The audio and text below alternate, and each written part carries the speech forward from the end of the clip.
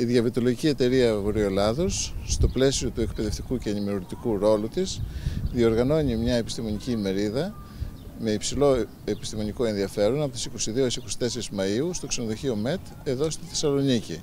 Στην εκδήλωση αυτή θα συμμετάσχουν πολλοί αξιόλογοι και διακεκριμένοι γιατροί στον χώρο τους, τόσο και από την Ελλάδα όσο και από το εξωτερικό. Από το εξωτερικό συγκεκριμένα θα έρθουν δύο ομιλητές από το Πανεπιστήμιο του Χάρβαρντ, οι οποίοι έχουν ασχοληθεί ειδικά με την επούλωση του διαβητικού έλκους, τόσο με μεθόδους πειραματικές όσο και με μεθόδους πρακτικές. Μάλιστα ο ένας εξ αυτών είχε κυκλοφορήσει μια εφαρμογή του τεχνητού δέρματος στην Αμερική για κάποια χρόνια. Το πρόβλημα βέβαια του διαβητικού ποδιού και της διαβητικής νευροπάθειας είναι σύνθετο.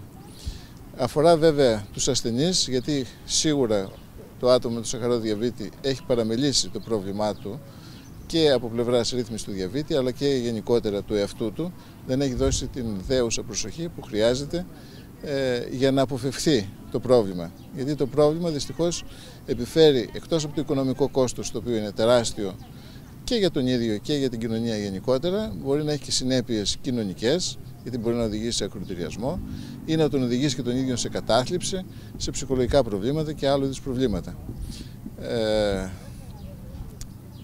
Και για τους γιατρούς βέβαια, γιατί δυστυχώς ακόμα και σε οργανωμένα κέντρα σήμερα, και όχι μόνο στην Ελλάδα θα έλεγα, αλλά και στο εξωτερικό, η διαβητική νευροπάθεια είναι μια επιπλοκή η οποία δεν διαγιγνώσκεται συνήθως από τους γιατρούς.